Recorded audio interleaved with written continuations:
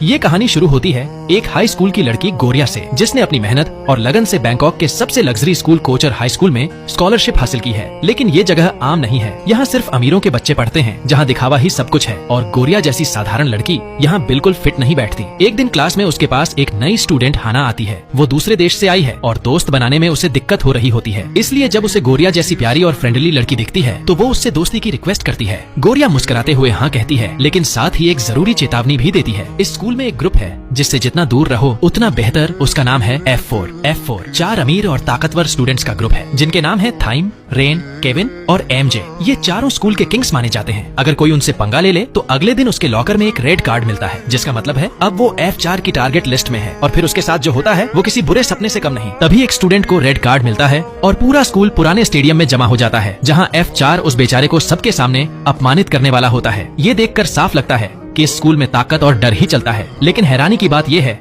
कि बाकी लड़कियां F4 की इस हरकत से डरने की बजाय उनसे और ज्यादा इम्प्रेस होती हैं, खासकर लीडर थाइम से, जो स्कूल में भगवान जैसा ट्रीट किया जाता है, बिना किसी डर या सजा के जो चाहे कर सकता है। गोरिया और हाना भी भीड़ के साथ वहां पहुंचती हैं और जो देखती हैं उससे गोरिया के अंदर गुस्सा भर जाता है। लेकिन F4 के चारों लड़के एक जैसे नहीं हैं। उनमें से रेन, जो सबसे शांत और रहस्यमय है, ये सब बर्दाश्त नहीं कर पाता और वहाँ से चला जाता है। जाने से पहले उसकी नजर पहली बार गोरिया से मिलती है और वो पल मानो ठहर सा जाता है। उसी दिन शाम को गोरिया पूरे दिन का गुस्सा निकालने के लिए स्कूल की छत पर जाती है और जोर से चिल्लाने लगती है। लेकिन किस्मत देखिए, वहाँ रेन पहले से सो रहा होता है। उसका चिल्लाना सुनकर वो जागता है, मुस्कुराता है और बिना कुछ कहे चला जाता है। वो एक छोटी सी मुस्कान गोरिया के दिल में कुछ बदल देती है। इसके बाद गोरिया घर लौटती है और अपनी पार्ट टाइम जॉब के लिए फ्लावर स्टोर पहुंचती है। आज स्कूल में जो कुछ हुआ उससे उसका दिल टूट चुका होता है। उसकी दोस्त पूछती है, क्या हुआ गोरिया, आज इतनी उदास क्यों लग रही हो? गोरिया जवाब देती है, मेरा स्कूल जितना बाहर से परफेक्ट दिखता है उतना अंदर से डरावना है। वहाँ कोई भी किसी को बुली कर सकता है और सिर्फ F4 का राज चलता है। अब कहानी आगे बढ़ती है और हम मिलते हैं F4 के चारों मेंबर्स से। पहला मेंबर है थाइम,